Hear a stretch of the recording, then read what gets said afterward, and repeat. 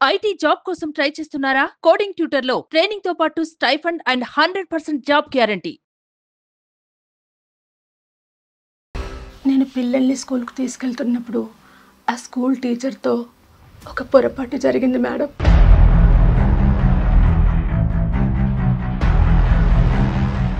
మీ ఆయన కష్టం పడి చెమట వచ్చి ఏసీలు కొని పెడితే కనుక ఆ ఏసీ గదిలో వేరే వాడిని తీసుకొచ్చి పడుకో పెడతావా? ఇలా మాట్లాడటం తప్పుగా భావించద్దు. అలా ఏం లేదు సార్, నా కాపురం మీరు నన్ను నిలబెట్టండి సార్.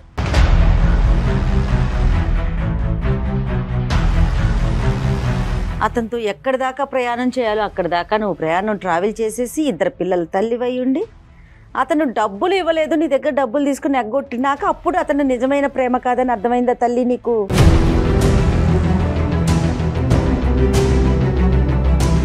డబ్బులు అనేది ఎందుకు ఇచ్చావు? తనకి లేదు, శాలరీ పడలేదు అని చెప్పేసి అంటే కొంచెం ఫైనాన్షియల్ గా నేను సపోర్ట్ చేశాను. నువ్వు పని చేస్తున్నావా? నా భర్త దగ్గరే నేను డబ్బులు తీసుకుని ఇచ్చాను. అతనికి టోపీ వేసావా?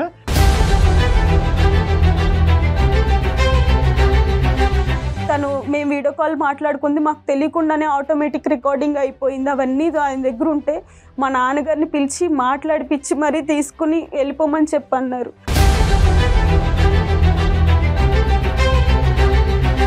ఇదేమి భర్త ఇవ్వనటువంటి సంతోషం ప్రేమ గురించి మీరు బయటకు వెళ్ళటం ఏం కాదు, ఇది ఎక్స్ట్రా అనమాట. ఎలాగైతే కనుక క్రికెట్ మ్యాచ్లో 11th ప్లేయర్ 12th ప్లేయర్ లాగా ఉంటారో అలాగే ఎక్స్ట్రా కావాలి మీకు, అంతే. నిన్ను చూసిన ప్రతి క్షణం వాడే గుర్తుకొస్తాడు. ఎలా ఉండాలి నేను? ప్లీజ్ అండి, మనం ముందుకు వెళ్దాం ప్లీజ్ అండి, ఒక్కసారి ఆలోచించండి. నువ్వు ఒకసారి వాడితో కులికే ముందు, వాడితో ఫోన్ లో మాట్లాడే ముందు, పిల్లలు ఉన్నారు, భర్త ఉన్నాడు, ఒక్కసారి నా గురించి పిల్లల గురించి ఆలోచించావు ఒక్కసారి. నమస్తే కళ్యాణ్ గారు. ఈరోజు ఇష్యూకి వద్దామండి. ధరణి అనే అమ్మాయి మనకి వాట్సాప్ మెసేజ్ చేసింది. పర్సనల్ ఇష్యూ, పెళ్ళైన అమ్మాయేనండి. సో తను స్టూడియోకి వస్తానందండి. నేను అన్నాను అమ్మ ఫోన్లో మాట్లాడన్నా. లేదు మేడం, నేను నాలాంటి వాళ్ళు ఖచ్చితంగా బయటికి రావాలి, మాట్లాడాల్సిందే అనింది.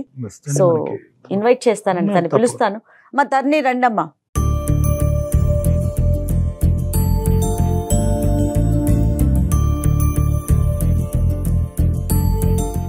చెప్పమ్మా, ఎక్కడి నుంచి వచ్చారు, ఏంటి? నేను మంగళగిరి నుంచి వచ్చానండి. నా పేరు ధరణి.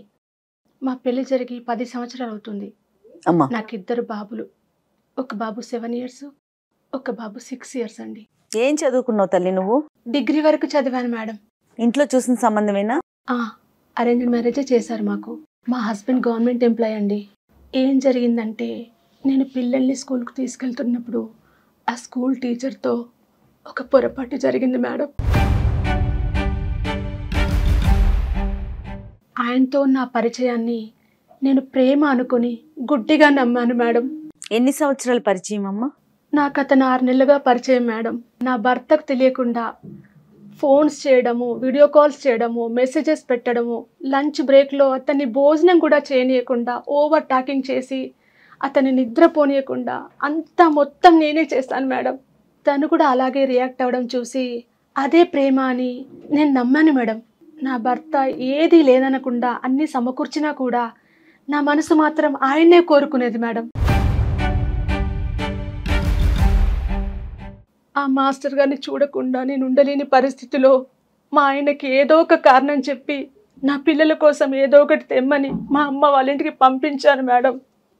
ఆ వంకతోటే మాస్టర్ గారిని ఇంటికి పిలిపించుకొని ఇద్దరం కలిసి తప్పు చేశాం మేడం.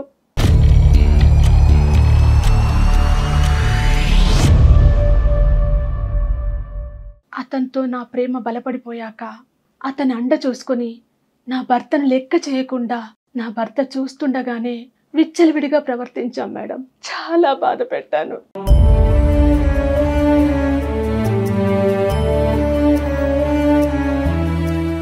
ఈ విషయం తెలిసి నా భర్త నిలదీసి నన్ను అడిగితే గొడవ పెట్టుకొని అర్ధాంతంగా మా పుట్టింటికి వెళ్ళిపోయాను మేడం.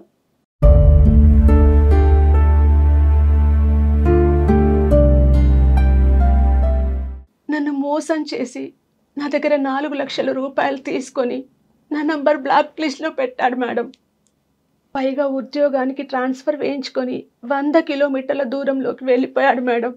ఫోన్ చేస్తే స్విచ్ ఆఫ్, మోసపోయాను మేడం.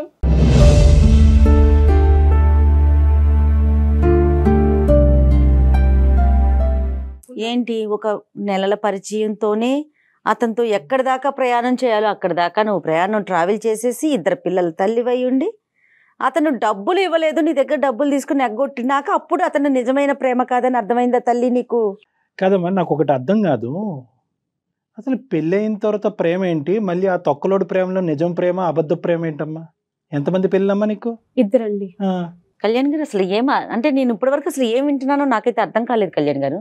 అంటే చేసేయన్నీ చేసేసి ఒకదాని తర్వాత ఒకటి సింపుల్ గా సారీ నేను తప్పు చేశాను, నేను పశ్చాత్తాపడుతున్నాను అంటే అవతల వైపు నుంచి ఎంత మ్యాగ్నెటిక్ పవర్ ఉంటే కనుక నువ్వు ఇలా అట్రాక్ట్, ఎంత మ్యాగ్నెటిక్ పవర్ ఉన్నా కూడా అట్రాక్ట్ అవ్వకూడదు. 10 సంవత్సరాల పాటు జరిగినటువంటి ప్రయాణంలో 2 పిల్లల కన్నా తల్లి ఈ విధంగా స్కూల్ మాస్టర్ కి కనెక్ట్ అయిపోయింది అనేటటువంటి అంశం వెనకతల బ్యాక్గ్రౌండ్ ఏంటో కొద్దిగా వివరించు. నాకు తను చూపించే ప్రేమ అంత బాగుండేది సార్. నాకు చాలా బాగా ప్రేమ చూపించేది వాడు. మా భర్త దగ్గర అలాంటి ప్రేమ నేను ఎప్పుడు చూడలేదు. ఎప్పుడు నేను ఇంటిలో యజమానిని, నేను ఇంత సంపాదిస్తున్నాను, నేను ఒక గవర్నమెంట్ ఎంప్లాయీని, నేను నా హోదా ఉంది అని ఒక పంజరంలో చిలకని పెట్టేసి ఎట్లా చూసుకుంటారు అన్న ఇదిలో చూసుకునేవాడు. నాకు కావాల్సినన్ని తెచ్చేవాళ్ళు, సర్ప్రైజ్లు చేసేవాళ్ళు, బర్త్డే ఫంక్షన్స్ అప్పుడు మినిమం అన్నీ ఏదైనా సరే నాకు కావాల్సినన్ని నేను అడగకుండానే తెచ్చిచ్చేవాళ్ళు.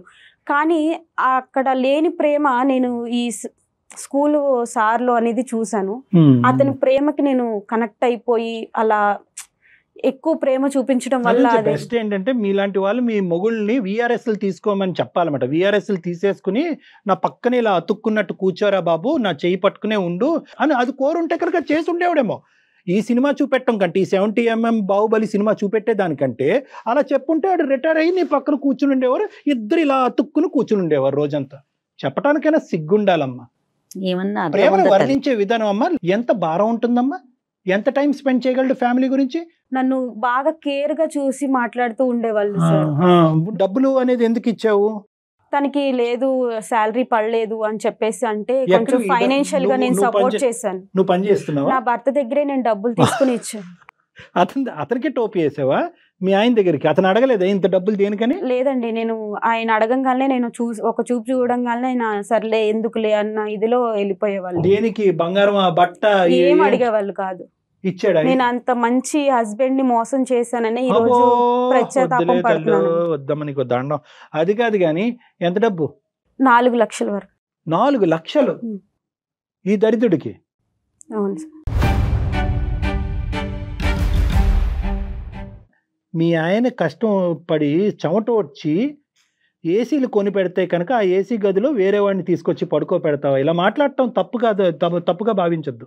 నేను చేసిన తప్పే సార్, అందుకే నా భర్తతో ఒక్కసారి మాట్లాడి నా కాపురం నిలబెట్టండి సార్. అమ్మా ఈరోజు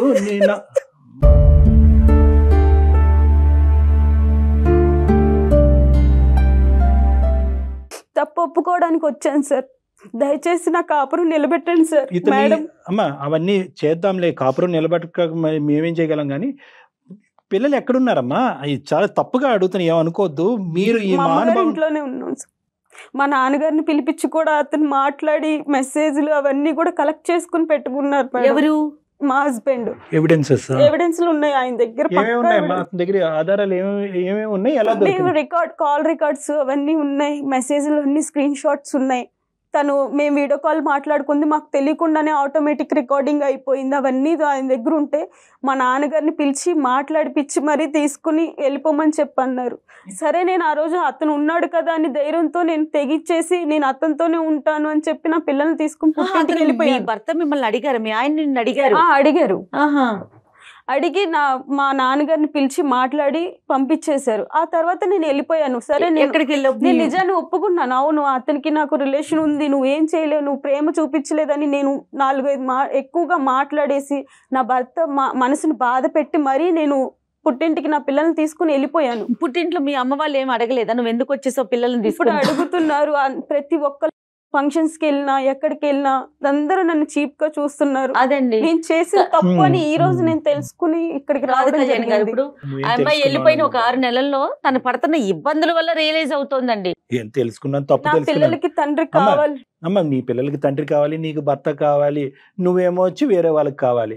ఏందో మీ దరిద్రం. లేదండి, అది కాదు, తప్పు వినండి. తెలుసుకున్న అతను నన్ను వదిలేసి వెళ్ళిపోయాడు. అది ప్రేమ, తప్పు ఎప్పుడు నిజమైన తెలుసుకున్నావు ప్రేమ అన్నది point. కాదని నేను నో మేడం, తెలుసుకున్నాను. No madam, I think I have to correct you before I speak to your husband. చాలా ఇంపార్టెంట్. నిన్ను మార్చిన తర్వాత నీ భర్తతో మాట్లాడాలి. ఎంతవరకు తప్పు తెలుసుకున్నావు? ఈరోజు ఆ మానవాడు ట్రాన్స్ఫర్ కాకుండా అక్కడే ఉండి ఇంకొక 6 లక్షలు మీ దగ్గర నుంచి పిండి ఉంటే కనుక అప్పుడు తెలుసుకుని ఉండేదానివా?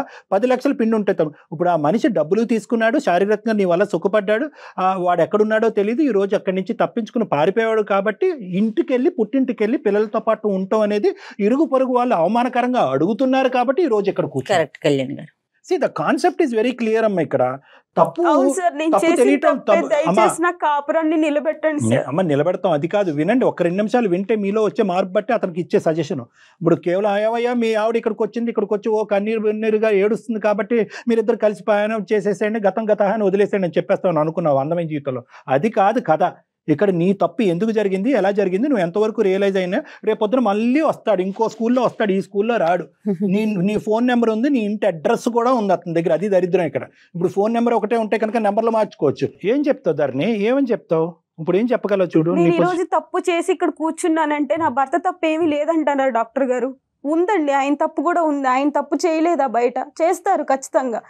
ఆయన మనకు నగలు కొనిపించారు, 1.5 లక్ష జీతం, గవర్నమెంట్ ఎంప్లాయ్ అనేది కాదు. ప్రేమ అనేది ఉండాలి కదండి. ఆ ప్రేమ లేదు, అతన్ని నన్ను సరిగ్గా పట్టించుకోకపోవడం. ఎన్నిసార్లు అడిగావమ్మా ధరణి, నాకు ప్రేమ లభించట్లేదు, నీ బంగారం వద్దు, నీ బట్టలు వద్దు, ఇవేమి వద్దు, నువ్వు పక్కన కూర్చొని నన్ను ప్రేమిస్తే చాలు అనేది ఎన్నిసార్లు నీ భర్తకి చెప్పావు నువ్వు?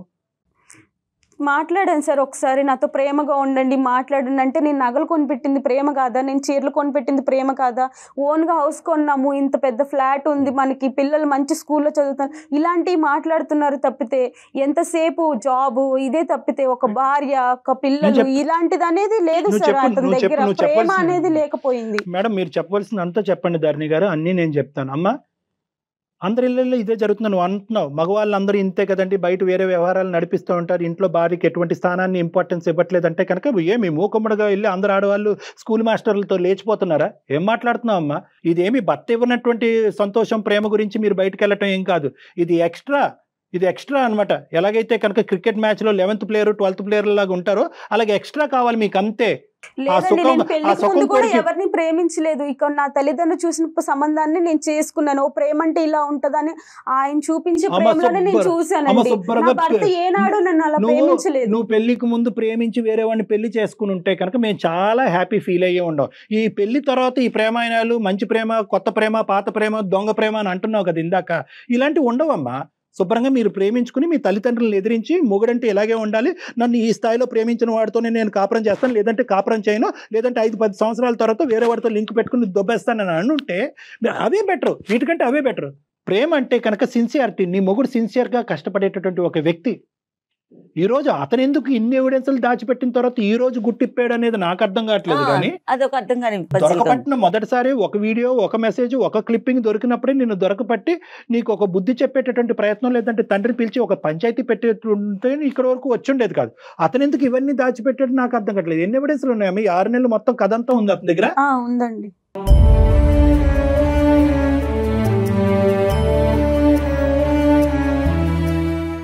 మొత్తం మీరు చేసిన ప్రయాణం అంతా ఉంది. వీడియోలు, మెసేజ్లు, ఫోన్ కాల్స్ అన్ని ఉన్నాయి. నిన్నెప్పుడు అడిగాడు? ఇవన్నీ దొరికిన తర్వాత ఇప్పుడు 6 నెలల తర్వాత అడిగాడా? నిన్ను కూడా మొదట అడిగాడా? ఎన్నిసార్లు అడిగాడు? ఒకసారి అడిగారు, మా నాన్నగారిని పిలిచి మాట్లాడారు. ఇంకా అదే ఫైనల్. నాతో ఇంట్లో ఒకటి డిస్కషన్ జరిగింది. ఆ తర్వాత మా నాన్నగారికి ఫోన్ చేసి పిలిపించి మాట్లాడి పంపించడం జరిగింది సార్. ఇక్కడ మా హస్బెండ్ గారికి ఎప్పటి నుంచి కొంచెం ఎక్కడ తప్పు దొరికితే మనము ఎప్పుడు బ్లేమ్ చేద్దామా అనే కాన్సెప్ట్ లో ఉంటారు. విడిగా మిమ్మల్ని ఇంట్లో కూడా అంతే? ఇంట్లో కూడా అంతే మేడం. వంటగదిలో ఏదైనా చిన్న మిస్టేక్ జరిగినా దాని గురించి ఒక 10 నిమిషాలు క్లాస్ తీసుకుంటారు. అదే 10 నిమిషాలు నాతో ఆప్యాయంగా ప్రేమగా మాట్లాడితే బాగుండేది. ఈ రోజు నా జీవితం ఇలా అయ్యేది కాదు, నేను ఇలా బాధపడేదాన్ని కాదు, నా పిల్లలకి అన్యాయం జరిగేది కాదు, నాకు ఇలా జరిగేది కాదని నేను ఇప్పుడు ఫీల్ అవుతున్నాను.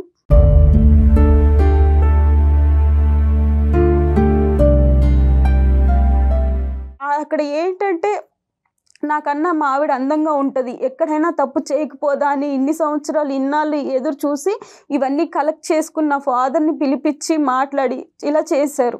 చేయాల్సిందంతా వాడు చేశారు. సుఖం, నువ్వు సుఖాన్ని ఇచ్చావు, నీ అందం గురించి ఏదో మరి వాడు పడ్డాడు ఏమవుతుంది, వాడు పెళ్ళి అయిందో లేదన్నది మాకు అనవసరం, ఆ సబ్జెక్ట్ వాడి ఇష్యూలో మీకు వెళ్ళాం. ప్లస్ నీ డబ్బులు కూడా కాజేస్తాడు. ఇప్పుడు 2 పెద్ద ఆధారాలు ఉన్నాయి మీ ఆయన దగ్గర.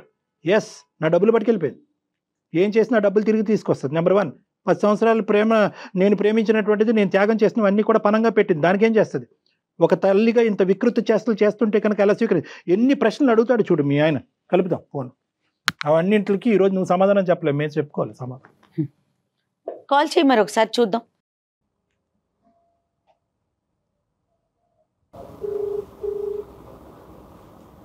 స్పీకర్ స్పీకర్ స్పీకర్ పెట్టమ్మా. చెప్పమ్మా, నువ్వు ఇట్లా కొంచెం మాట్లాడి. హలో హలో హలో, నేను ధర్నీని మాట్లాడుతున్నానండి. చెప్పే ఏంటో. ఒకసారి నేను ఇక్కడ అందమైన జీవితం ప్రోగ్రామ్కి వచ్చాను, సుమన్ టీవీ. నమస్తే అండి. నమస్తే అండి. ఫోన్ అక్కడ పెట్టమ్మా. నమస్తే అండి, నేను జయానండి, సుమన్ టీవీ అందమైన జీవితం ప్రోగ్రాం నుంచి. నాతో పాటు డాక్టర్ కళ్యాణ్ చక్రవర్తి గారు కూడా ఉన్నారు. నమస్కారం అండి. పేరేంటమ్మా? నమస్కారం సార్. నమస్కారం అండి. రవి గారు నమస్తే అండి. సారీ అండి, మీకు తెలియకుండా మీతో అంటే ఫోన్ లైన్లోకి తీసుకున్నాం మిమ్మల్ని. మీ భార్య మాకు వాట్సాప్ మెసేజ్ పెట్టారు జరిగిన తప్పు గురించి. దాన్ని మళ్ళీ పదే పదే మాట్లాడలేకపోతున్నా నేనైతే. దాని గురించి సార్ మీరు తప్పు అంటున్నారు, చేసింది మామూలు తప్పు కాదు మేడం. అవునండి, అవును, క్షమించడానికి తప్పండి. కరెక్టేనండి, కరెక్టే. మేడం గారు, నేను ఇన్నాళ్ళు పిల్లల ముఖం చూసేసి మారుతుందిలే అని చెప్పి చాలా ఓపిక పట్టానండి. కానీ అది మారడం పట్టుకుని పెట్టేసి వాడితో ఫోన్ లో మాట్లాడటము నాకు కళ్ళారు చూశానండి. సాక్ష్యాలు నా దగ్గర ఉన్నాయండి. రవి గారు నమస్తే. రవి గారు నమస్తే సార్. నమస్కారం సార్. అసలు ఏమి అడగాలో కూడా నాకు అర్థం కావట్లేదు రవి గారు. ఎందుకంటే ఏమండి తప్పు అయిపోయిందండి అంటే మేమెవరో చెప్పడానికి, తప్పు ఒప్పు అయిందో ఒప్పు తప్పు అయిందో అని చెప్పడానికి మేమెవరు? అనుభవించేటటువంటి మీరు చెప్పాలి. ఆవిడని క్షమిస్తారా, మళ్ళీ ఆవిడని ఇంట్లో రాబట్టుకుంటారా, పిల్లలకు ఒక తండ్రిగా నిలబడతారా లేదా? So what ever is coming from our direction Ravi గారు ఈజ్ ఎ రిక్వెస్ట్. అంతే సార్. నా జీతంలో సగం దానికి ఖర్చు పెట్టాను సార్. దానికి ఏం లోటు చేశాను సార్? నేను ఏం లోటు చేశాను సార్? నా అనుభవించి నా వస్తువులు, నా మెడలు, నా ఆఖరికి బంగారు నెక్లెస్ కావాలంటే అప్పు చేసి మరీ కొన్నాను సార్. నా అనుభవిస్తూ, నా వస్తువులు అనుభవిస్తూ, నా తినుకుంటూ ఎవడు పక్కలో పడుకుంటే ఏ వాగడు ఊరుకుంటారు సార్?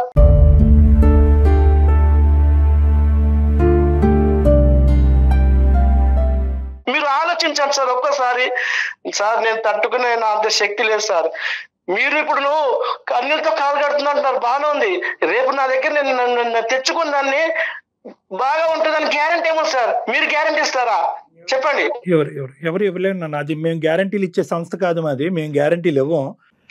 మరి ఎలా సార్? నేను ఆల్రెడీ సార్ చచ్చినాను సార్. మళ్ళీ నన్ను మొత్తం చంపేస్తారా? మా కుటుంబము, మా ఫ్యామిలీ, మా ఫ్రెండ్స్, మా చుట్టాలు, నాకు మంచి పేరు సార్ సొసైటీలో. సార్ నన్ను మా వాళ్ళు. ఏమండి ప్లీజ్ అండి, మీ కాళ్ళు పట్టుకుంటానండి. మన పిల్లలకి మనకి మంచి జీవితం ఉందని నేను ఇప్పుడు అర్థం చేసుకున్నానండి. అందుకే నేను ఇక్కడ మాట్లాడడం జరుగుతుంది. ప్లీజ్ అండి క్షమించండి, ఒక్కసారికి నన్ను క్షమించండి. జీవితంలో మళ్ళీ తప్పు చేయను ప్లీజ్ అండి. ఈ ఒక్కసారి ఏమండి, నేనంత పెద్ద మనిషి చేయలేనే. నాకంత ఒక్కసారి ఆలోచించండి. నేను ఆలోచించక మీరు ఆలోచించక. ఏమండి ప్లీజ్ అండి. నువ్వు ఒకసారి వాడితో కులికే ముందు, వాడితో ఫోన్ లో మాట్లాడే ముందు, పిల్లలు ఉన్నారు, భర్త ఉన్నాడు, ఒక్కసారి నా గురించి, పిల్లల గురించి ఆలోచించావు ఒక్కసారి. నేను ఏ తప్పు చేయనండి, మీరు చెప్పినట్టు వింటాను, మీతోనే ఉంటాను. మన పిల్లలు మనం సంతోషంగా ఉందామండి ప్లీజ్ అండి. నిన్ను చూసిన ప్రతి క్షణం వాడే గుర్తుకొస్తాడు. ఎలా ఉండాలి నేను? ప్లీజ్ అండి, గతాన్ని మర్చిపోయి మనం ముందుకెళ్దాం ప్లీజ్ అండి. ఒక్కసారి ఆలోచించండి, నన్ను క్షమించండి, అవన్నీ తీసేయండి. నన్ను ఒక్క నిమిషం ధరణి చెప్పు రవి. సాక్ష్యాధారాలు ఎందుకు చూపెట్టారు? అప్పుడే ఎందుకు చూపెట్టారు? 6 నెలలు బట్టి ఎందుకు వెయిట్ చేశారు రవి మీరు?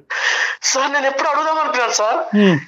ఓపిక పట్టాను సార్. మారిపోతుందిలే, ఈ రోజు కాకపోతే రేపు మారిపోతుందిలే, చెప్పుడు మాటలు విని ఇలా చెడిపోతుంది అని చెప్పి ఓపిక పట్టాను సార్. నేను నాకు ఒక ఆధారం చాలు కదా, 100 ఆధారాలు ఎందుకు దానికి? 6 నెలల దాకా వెయిట్ చేయాల్సిన అవసరం ఏముందండి? ఒక్క ఆధారం ఉంటే చాలు కదా నిలదీయటానికి. మీరు ఎందుకు ఈ ఎవిడెన్స్ కలెక్షన్ లో ఎందుకు బిజీ అయ్యారు మీరు? సార్ ఈ ఆడవాళ్ళ గురించి మీకు తెలియదు సార్. గతంలో మా అన్నయ్యకి ఇలాగే జరిగింది సార్. అందుకే ఈ సాక్ష్యాధారాలు అన్ని సేకరించి వాళ్ళ నాన్నకు చూపించాను. ఆ పెద్ద మనిషి ఏమంటున్నాడు, బాబు నీ ఇష్టం అని చెప్తున్నాడు సార్. ఇంకా నేను ఏం చేయాలి? నేను ఇప్పుడు నాకు ఒకటే మార్గం సార్, నాకు ఇంకో వేరే పెళ్లి మార్గం తప్ప ఇంకేది సార్. మీరు ఇప్పుడు మమ్మల్ని కలిసిపోమంటున్నారు. వాళ్ళని చూసిన ప్రతిసారి నాకు వాడే గుర్తుకొస్తారు సార్. ఎలా కాపురం చేయాలి సార్ నేను? ఆ పెళ్లి అనే ఆలోచన తీసేయండి. నేను మీతో మంచిగా ఉంటాను. ఇక మీదట మనం అందరం కలిసి ఉందాం. నన్ను ఒక్కసారి క్షమించండి. నా తప్పు అయిపోయింది. నేను తప్పు తెలుసుకున్నానండి. నేను కళ్ళు నెత్తికెక్కి మిమ్మల్ని వదిలేసి వెళ్ళానండి. నన్ను క్షమించండి.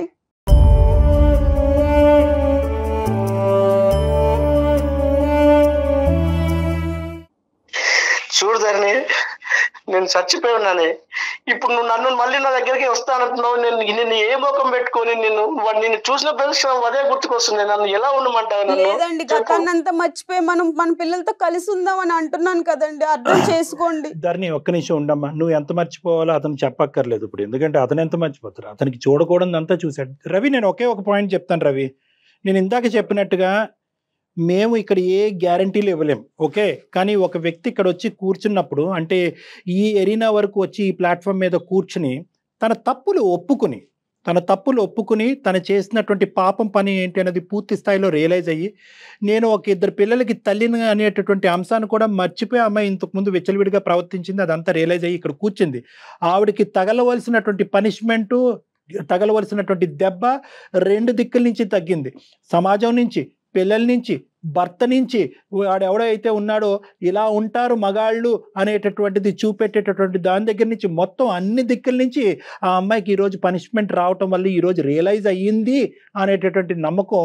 యాజ్ ఏ సైకియాట్రిస్ట్, ఒక 25 years ఎక్స్పీరియన్స్ ఉన్న ఒక మానసిక వైద్య నిపుణుడిగా నాకు ఒక అర్థం అవుతుంది ఆ అమ్మాయిని ఇక్కడ కూర్చున్న తర్వాత. సో ఏంటంటే నేను బ్లైండ్గా నమ్మేసి ముందుకు వచ్చేసి అని నేను చెప్పను. ఒకటే అడగగలను, రిక్వెస్ట్. నాకు ఆ అమ్మాయి మారింది అనేటువంటి నమ్మకం నాకు వచ్చింది కాబట్టి ఒక్క అవకాశం ఇవ్వండి. ఎలా ఇవ్వమంటారు డాక్టర్ గారు అని మీరు అడుగుతారు కదా. ఒకే ఒక పాయింట్, 10 years పాటు మీరు జరిగినటువంటి ప్రయాణం వర్సెస్ 6 months పాటు ఈ అమ్మాయి చేసినటువంటి తప్పు, ఈ రెండు విశ్లేషించుకోండి. డబ్బులు, సుఖాలు, సంతోషాలు లభిస్తున్నాయి కానీ ఆ అమ్మాయి తన మానసికంగా లోపల డిఫైన్ చేసుకున్నటువంటి ప్రేమకి నిర్వచనం మీ దగ్గర నుంచి అది దొరకలేదు. దాని గురించి మనం తర్వాత కూడా మాట్లాడుకోవాలి ఒకసారి. ఏంటి అంటే కనుక భర్త అనేటువంటి బహుశా సినిమాలు చూస్తుందా, సీరియల్స్ చూస్తుందా, ఎదురింటి పక్కింటి వాళ్ళు కాపురాలు చూస్తుందా నాకైతే తెలియదు, కానీ తన మనసులో మాత్రం భర్త అంటే కనుక ఇలా రావాలి, ఇలా మాట్లాడాలి, ఇలా ఉంచాలి. అలా కాకుండానే అందంగా ఉన్న నువ్వు నా చేయి దాటిపోతావు అనేటటువంటి అభద్రతతో మీరు ఉండటము, నువ్వు బయటకు వెళ్తే కనుక ఏ విధంగా ఉంటావు అనేటటువంటి ఆలోచనతో ఉండటం వల్ల ఆ అమ్మాయి ఆశించినటువంటిది. అయినా కానీ ఆ అమ్మాయి చేసినటువంటి తప్పుని నేను సమర్థించట్లేదు.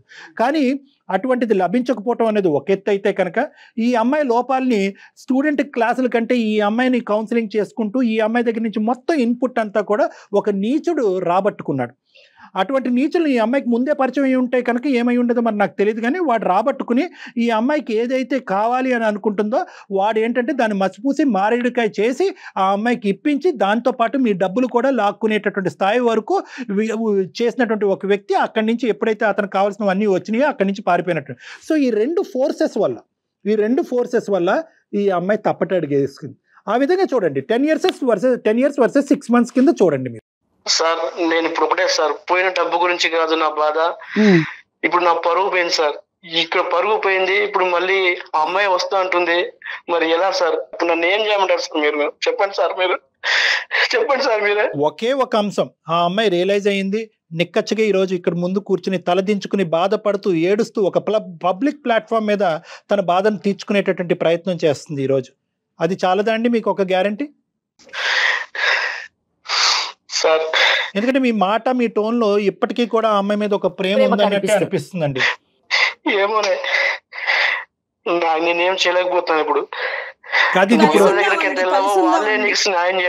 ధరణి కాదు నాన్న, న్యాయం అనేటటువంటిది మీ పిల్లలకి చేయాలి నాన్న, మీ ఇద్దరికి కాదు. చూసారా, మనం అనుకుంటే పిల్లలు పుడతారు కానీ పిల్లలు అనుకుంటే మనం తల్లిదండ్రులుగా రాము. అదే ఇక్కడ ఉన్న దరిద్రం.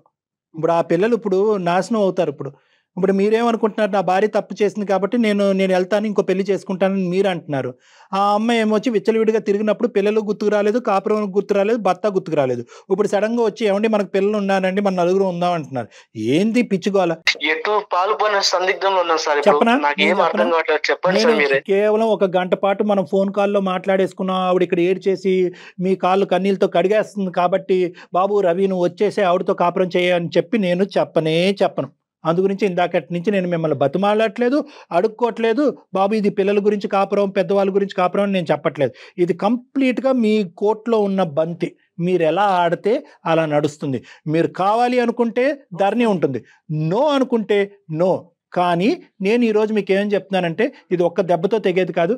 దయచేసి 1, 2, 3 సార్లు మీరిద్దరు నా దగ్గరికి రండి. ఎందుకంటే ఈరోజు కలిపి పంపించడం అనేది ఎంత ఇంపార్టెంటో రేపొద్దున ఈ అనుమానం, అవమానం, ప్రశ్నలు, కోపాలు, తాపాలు పిల్లలు ఎదుర్కొంటా కానీ మీ ఇద్దరు కానీ మళ్ళీ ఫ్యూచర్లో రాకూడదు. ఈ దెబ్బతో మొత్తం అంతా కట్ ఆఫ్ అయిపోవాలి ఇద్దరికి కూడా. సార్ నేను ఒకటే సార్, ఇన్నాళ్ళుగా అది ఇంటి నుంచి పోయింది, ఎక్కడ తిరిగిందో నాకు తెలియదు. కానీ ఇప్పుడు మీ ముందుకు వచ్చి ఇప్పుడు నన్ను మళ్ళీ ఇంటికి వస్తానంటుంది సార్. అది మారిందని నమ్మకం నాలో కలుగుతుంది. ఎందుకంటే మీరు మీ మాటలు వింటుంటే నాకు ఎక్కడో ఏదో కొత్త ఆశ సార్. సంసారం పైన చిన్న ఆశ కలుగుతుంది సార్. మీరు మాట్లాడుతున్నారు ఒకే ఒక ఆశ సార్, ఒకటే ఒక ఆశ. ఖచ్చితంగా అండి, ఖచ్చితంగా. ఒక పని చేయండి, ముందు పిల్లల్ని మీ అత్తగారింట్లోనే ఉంచి 1, 2, 3 రోజులు మీరు ఎక్కడికైనా బయటకు వెళ్ళి ఏదైనా మీకు ఇష్టమైన దైవాన్ని దర్శించుకొని తర్వాత కళ్యాణ్ గారిని కలవండి. ఆయనతో ఆయన అపాయింట్మెంట్ తీసుకొని ఒక 2, 3 సార్లు కలిసిన తరువాత చక్కగా మళ్ళీ కొత్త జీవితాన్ని స్టార్ట్ చేయండి. రవి గారు, ఇప్పుడు ఇది ఎవ్వరికీ తెలియదు. ఎందుకంటే ఇలాంటి అంశాలు ఎప్పుడైతే గుట్టు రట్టు అవుతుందో అప్పుడు కాస్త ఇది బిగించడం కానీ కలపటం చాలా కష్టం. ఇక్కడ ఎక్కడికి వెళ్ళలేదు. కేవలం ధరణి వాళ్ళ తండ్రి గారికి తెలుసు, మీ ఫ్యామిలీ మెంబర్స్ తెలుసు, దానికి మించి కుటుంబ సభ్యులు ఎవరికి తెలియదు. ఎవరికి తెలియదు, ఎట్టి పరిస్థితుల్లో తెలియదండి. చెప్పండి మేడం. దానికి ఆ ఇన్సూరెన్స్ మేము ఇస్తామండి. ధరణి అంటే తను ఫిజికల్ గా ఇక్కడ ఉన్నా కూడా తను కనిపించకుండా తగిన జాగ్రత్తలు మేము తీసుకుంటాము. పేరు కూడా తను నేను ఒరిజినల్ గా మాట్లాడేస్తాను అన్నా కూడా మేము సుమన్ టీవీ తరపున వద్దమ్మా అట్లా రాకూడదు, అది నీకు మంచిది కాదని చెప్పి తన పేరును కూడా మార్చాము. తన ఫేస్ కూడా క్లియర్ గా కనిపించకుండా అన్ని జాగ్రత్తలు తీసుకున్నామండి. అసలు ఆ విషయానికి మీరు ఎటువంటి సందేహం పడొద్దండి. ఈ డిస్కషన్ కూడా ఏదైతే ఉందో, ఏదున్నా మీరు ఆవిడని అడగవలసిన ప్రశ్నలు, ఆవిడ మిమ్మల్ని అడగవలసిన ప్రశ్నలు ఏదన్నా కూడా నా రూమ్లోనే నడవనియండి 1, 2, 3 సార్లు. అప్పుడు ఏంటంటే అన్ని సమాధానాలకు ఒక మీడియేషన్ ఉంటుంది కాబట్టి గొడవలు కాస్త, భావోద్రేకాలు కాస్త ఇంకో స్థాయికి వెళ్లకుండా నిలవరించేటటువంటి వాళ్ళు అవుతాం. మీ భార్యను ఎప్పుడైతే మీరు సపోర్ట్ చేసుకుంటారో వేరే వాళ్ళు మీ బ్రెయిన్ లో వేరే విషబీజం నాటకుండా ఉంటారు. ఎందుకంటే రేపొద్దున నేను మారుస్తాను, ఆవిడని మారుస్తాను, మిమ్మల్ని ఇద్దరిని కలిపి పంపిస్తాను, ఏంటంటే నీ భార్య అలాగే ఉందా ఇంకోలా ఉందా అని ఎవరిని అడిగితే కనుక మళ్ళీ కథ మొదటికి వస్తుంది. కాబట్టి ఏంటంటే మీ కౌన్సిలింగ్ ఎంత ఇంపార్టెంటో వేరే వాళ్ళ నోర్లు మూయించడం కూడా అంతే ఇంపార్టెంట్. ఆ భాగం మీరు చూసుకోండి, మీ ఇద్దరు భాగం నేను చూసుకుంటాను. వేరే వాళ్ళంటే మీ పేరెంట్స్ ఏనండి, ఇంకెవరో ఉండరు. తను మనసు మార్చుకొని తను మారిందని ఒక్కసే సార్, ఆ ఒక్క మాట నాకు హ్యాపీగా, నాకు సంతోషం ఇస్తుంది సార్. ఆ నమ్మకం సార్. సార్ మీ సమక్షంలో తను మారిందని ఒప్పుకుంటుంది సార్, తప్పు తెలుసుకుంటుంది సార్. నాకు అదే సార్, అదే ఒక్కటి నమ్మకం చాలు సార్ నాకు. సంతోషం అండి. ఇది అయిపోయాక ఒకసారి మాట్లాడదామండి, డాక్టర్ గారిని కలుద్దురు గాని. దాని తర్వాత చక్కగా కొత్త జీవితాన్ని ప్రారంభించండి. ఖచ్చితంగా మేడం, ఖచ్చితంగా. థ్యాంక్ యూ సో మచ్ అండి, చాలా హ్యాపీగా అనిపిస్తోంది. ఎందుకంటే ఒక చిన్న సలహాతో మార్పు వచ్చి మీరు యాక్సెప్ట్ చేశారు. Thank you madam. Thank you అండి. రవి గారు నమస్తే. Thank you. నమస్తే. చెప్తారండి? ఏం లేదు రవి గారు, మీరు ఫోన్ పెట్టేసేయండి. థ్యాంక్ యూ అండి, మనం మళ్ళీ కలుద్దాం. Thank you.